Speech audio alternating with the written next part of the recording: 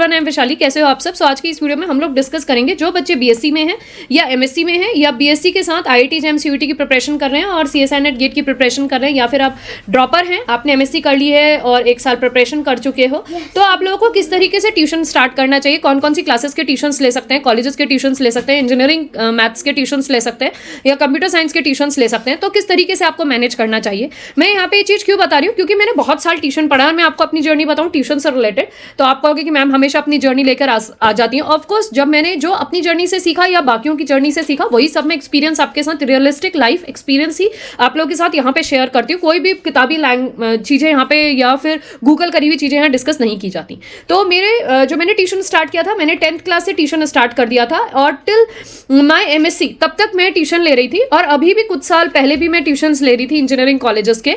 और ट्यूशंस कौन कौन सी क्लासेस के लेती थी, कब मैंने शुरुआत करी, क्या उनकी पेमेंट होती थी, तो डिफरेंट कैटेगरी है। ट्यूशन में इसलिए नहीं लेती थी कि मेरा इकोनॉमिकल बैकग्राउंड अच्छा नहीं था।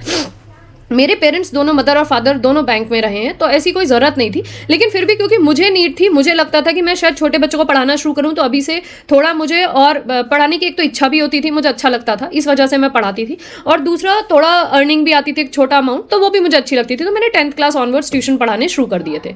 तो स्टार्ट करते हैं अभी आप लोगों के साथ। सो बीएससी में जब आप लोग पढ़ते हैं तो कोशिश करिए जब बीएससी फर्स्ट ईयर आपके पास आ जाए ना, तो तब से आप आस पड़ोस के बच्चों को ट्यूशन पढ़ाना शुरू कर दीजिए, जिन बच्चों ने बिल्कुल भी शुरू नहीं किया है। तो आप बीएससी केमिस्ट्री, फिजिक्स, आपके पास सभी होता है, फर्स्ट ईयर में पीसीएम होता है पूरा का पूरा, या फिर बायो वाले बच्चे हैं, तो जिस भी फील्ड में आप हैं, जिस फील्ड में आप आगे एक्सेल करना चाहते हैं, उस फील्ड के आप ट्यूशंस लेने शुरू कर दीजिए। जो बच्चा फिजिक्स पसंद करता है तो फिजिक्स के ले लो या बायो के ले लो, या लग रहा है कि अगर हम 11th 12th क्लास के नहीं ले सकते हैं, तो आप एक काम करिए, आप छोटे 5th और 6th ग्रेड के आसपास के जो बच्चे होंगे, अंकल आंटीज मोहल्ले में, उनसे कहना, आपके पेरेंट्स कहेंगे कि मेरा बच्चा ट्यूशन पढ़ाता है, इस तरह से वहां से ट्यूशन स्टार्ट कर सकते हैं। जो भी आपको सब्जेक्ट पसंद है, इंग्लिश, हिस्ट्री, ज्योग्राफी, सब सब्जेक्ट्स आप पढ़ाना शुरू कर सकते हैं ऑनवर्ड्स।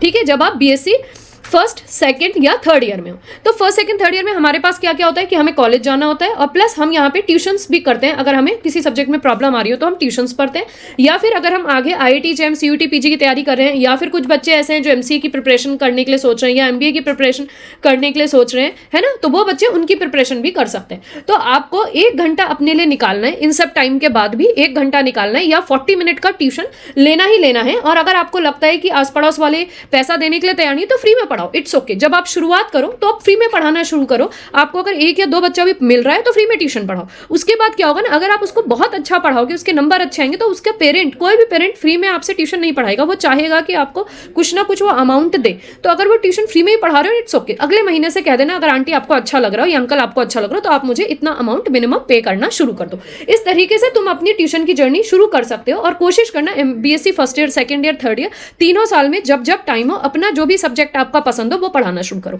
और अगर लग रहा है कि 9th 10th क्लास में थोड़ी डिफिकल्टी हो रही, तो 5th 6th क्लास का पढ़ाओ, 7th 8th क्लास का पढ़ाओ। जो सीबीएसई बोर्ड के बच्चे होते हैं, आईसीएसई बोर्ड के बच्चे होते हैं, स्पेशली उनको पढ़ाने की कोशिश करो, क्योंकि उन बच्चों की जो बुक्स होती हैं वो भी इंग्लिश मीडियम में होती हैं। अब जैसे मैंने स्कूलिंग कॉन्वेंट स्कूल से करी, तो मुझे इतनी दिक्कत नहीं आती, लेकिन कुछ स्टूडेंट्स, जब मैं पहले भी पढ़ाती थी और अभी भी क्लासेस लेती हूँ, तो उनको दिक्कत आती है एप्टीट्यूड के क्वेश्चन का मीनिंग समझने में। ठीक है, जो मैथ्स के क्वेश्चंस होते हैं उनका मीनिंग समझ नहीं पाते। तो बेटर है कि आप अभी से ही अपने आप को उन बच्चों को पढ़ाओगे ना, तो आपके अंदर भी इंप्रूवमेंट आएगा। तो एक तरीके से आप भी उन क्वेश्चंस को करोगे, तो this will give you improvement in yourself. हमेशा ये देखो कि किसी को सिखाने से आप उससे 10 गुना ज़्यादा सीख लेते हो। तो यहाँ आपको ट्यूशन पढ़ाना भी आएगा, कैसे उस बच्चे को मैनेज करना है वो भी आएगा, अपना टाइम मैनेज करना भी आएगा, और आप यहाँ पे कुछ सीखोगे भी। साथ में आपकी अगर अर्निंग होने लगे तो that is also one of the plus point. ठीक है, so first year, second year, third year, तीनों ईयर आपको ट्यूशन पढ़ाने। 5th 6th क्लास से शुरू करो। अगर लग रहा है कि आपके कॉन्सेप्ट अच्छे तो 7th 8th क्लास से शुरू करो, नहीं तो 9th 10th के भी आप पढ़ा सकते हो। अब आपको क्या करना है, जब आप बीएससी थर्ड ईयर में आओगे, बीएससी थर्ड ईयर में आने तक आप कोशिश करना कि आपको कोई इंजीनियरिंग वाले बच्चे मिल जाएं। जैसे मैं क्या करती थी, जब मैं बीएससी थर्ड ईयर में थी, तो मेरी एक फ्रेंड थी जिसका भाई इंजीनियरिंग कर रहा था और मैं मैथ्स में अच्छी थी, तो मेरे से मेरी फ्रेंड ने कहा कि यार तू मेरे भाई को ट्यूशन पढ़ा देगी। मैंने कहा ठीक है, लेकिन मैं पेमेंट लूंगी, फ्री में नहीं पढ़ाऊंगी, क्योंकि उनके जो क्लासेस होती है ना, मैथमेटिक्स 1, मैथमेटिक्स 2, तो उनमें थोड़ी मेहनत करनी पड़ती है। तो मैं अपने कॉलेज से आके उसके बुक्स देखकर उनके मुझे समझ में आ गया था कि अपनी मैथ्स कॉमन वाली रहती है, तो वही इंटीग्रल डिफरेंशिएशन, यही सारा कुछ था फर्स्ट सेम में। तो मैं वो पहले खुद तैयार करती थी और फिर उस स्टूडेंट को पढ़ाती थी। इस तरीके से मेरे पास बीएससी थर्ड ईयर में से बीटेक फर्स्ट सेम के बच्चे 2-3 आने लग गए, तो वहां से मेरी अर्निंग बन गई। तो मैंने BSc first year, second year में तो 10th 12th के पढ़ाए, ठीक है, और उसके बाद मैंने बीएससी थर्ड ईयर से अपने बीटेक फर्स्ट सेम के बच्चे पढ़ाने शुरू कर दिए, प्लस 12th क्लास के मैथ्स के बच्चों को भी पढ़ाना शुरू कर दिया। तो आप यहाँ पे अपने अकॉर्डिंग देखिए कि आपको अगर 5th क्लास अच्छी लग रही है वो पढ़ाओ, 6th-7th क्लास लग रही है ये पढ़ाओ। तो फर्स्ट और सेकंड ईयर तो छोटे बच्चों को पढ़ाओ टाइम को मैनेज करने के लिए, और बीएससी थर्ड ईयर के साथ आप थोड़ी क्लासेस बड़ी कर लो, 9th-10th कर लो, 11th-12th कर लो, या इंजीनियरिंग वाले बच्चे मिल रहे हैं वो मिल लो। लेकिन पढ़ाना कितना है, 1 घंटा या ज़्यादा से ज़्यादा 2 घंटा, इससे ज़्यादा नहीं पर पढ़ाना है। या तो 40 मिनट की 2 क्लासेस ले लो, या फिर 1 आवर की 1 क्लास और 40 मिनट की 1 क्लास, बस 2 घंटा आपको निकाल के इन ट्यूशन्स को पढ़ाना है। तो यहाँ पे आप लोग पढ़ाने के, एक तो क्या होगा ना, आपको पढ़ाने की आदत हो जाएगी, दूसरा दूसरों को समझाने की आदत हो जाएगी, जो लिखा हुआ है वो एक्सप्लेन करना आ जाएगा, आपकी रीडिंग स्किल इंप्रूव हो जाएगी, आपके अंदर सेल्फ कॉन्फिडेंस बढ़ेगा। आगे जाके आप कहीं भी इंटरव्यूज दोगे तो आप पहले से अपने आप को क्या कर रहे हो ना, you are improving your self बार आप एक स्किल में इंप्रूवमेंट ला रहे हो। तो तुम्हें ये काम करना है बीएससी थर्ड ईयर तक।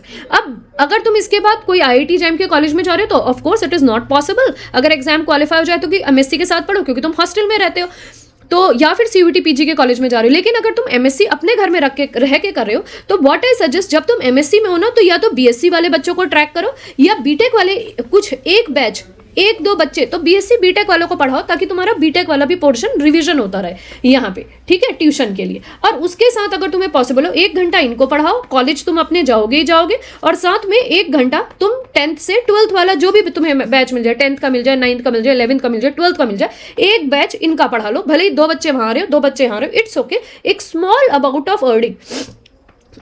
अमाउंट ऑफ अर्निंग तुम्हारी यहाँ पे होने लग जाएगी, जिसको तुम एज ए स्टाइपेंड भी कह सकते हो, और वो तुम्हारी खुद की अपनी जनरेट करी हुई होगी। फिर यहाँ पे तुम्हारा क्या होगा, अगर एमएससी फर्स्ट ईयर में भी पढ़ा रहे हो बीएससी और बीटेक वालों को, तो तुम्हारा रिवीजन ही हो रहा है, जितने कॉन्सेप्ट्स पहले के आ रहे हैं तो फर्स्ट ईयर वालों को पढ़ाओ। और अगर तुम फर्स्ट ईयर से कोचिंग डाल रहे हो, कोई ऑनलाइन कोचिंग, साथ में कॉलेज भी डाल रहे हो, अगर डिफिकल्टी हो रही हो तो एक ही बैच लो, 2 घंटे की जगह 1 घंटा पढ़ाओ, बट पढ़ाओ जरूर। इसी तरीके से तुम एमएससी सेकेंड ईयर में भी करोगे, ठीक है। ये क्लियर हुआ सभी बच्चों को। Now moving to the next, जो बच्चे ऐसे हैं कि एमएससी कर चुके हैं, those who have finished MSc finish कर चुके हैं, और उन्होंने सीएसआई नेट की कोचिंग भी कर ली है, ठीक है। तो सीएसआई नेट की जो प्रिपरेशन थी या गेट की प्रिपरेशन कर ली है, दे हैव डन प्रिपरेशन एक बार, और अब वो क्या दे चुके हैं, एग्जाम फिनिश कर चुके हैं। अभी फिलहाल they are preparing for the next attempt, qualify नहीं हुआ है, ठीक है, नॉट क्वालिफाइड कैटेगरी के हैं। अब उनको क्या करना है, what they have to do is कि उनको यहाँ पे क्या करना है, उनको अब इस समय कम से कम 2 घंटा ट्यूशन लेना ही लेना है। They have to take 2 hours tuition, 2 घंटा ट्यूशन लेना है। कैसे टाइम निकालोगे, सुबह अपना पूरा पढ़ाई करो, क्योंकि अभी तो तुम खाली हो, कोई कोचिंग नहीं जा रहे हो, तो मॉर्निंग के टाइम पे आप अपना शेड्यूल बनाओ, और 4 से 5 या 5 से 6 2 घंटा कोशिश करो कि तुम ट्यूशंस लो। इसमें क्या होगा ना, तुम लोगों को एक तो थोड़ा गैप मिलेगा आफ्टर, यहाँ पे अपनी पढ़ाई कर रहे हो, यहाँ पे अपनी पढ़ाई कर रहे हो, you will get a gap, and this gap is your break. जब आप बच्चों के साथ टाइम स्पेंड करोगे, ये स्टूडेंट्स आपके 11th-12th क्लास के हो सकते हैं, 9th-10th क्लास के हो सकते हैं, बीएससी के हो सकते हैं, एमएससी के हो सकते हैं, या फिर ये आपके बीटेक के बच्चे हो सकते हैं, ये कोई से भी बच्चे हो सकते हैं, या फिर ऐसे बच्चे हो सकते हैं बीएससी वाले या एमएससी वाले जो खुद गेट की प्रिपरेशन कर रहे हो या सीएसआई नेट की प्रिपरेशन कर रहे हो। तो इस तरीके के किसी भी बच्चों को तुम पढ़ा सकते हो जहां से तुम्हारा रिवीजन होगा। साथ में 2 घंटा निकालना ही निकालना है, कम से कम। अगर दो नहीं भी निकाल रहे हो तो 1.5 घंटा निकालोगे।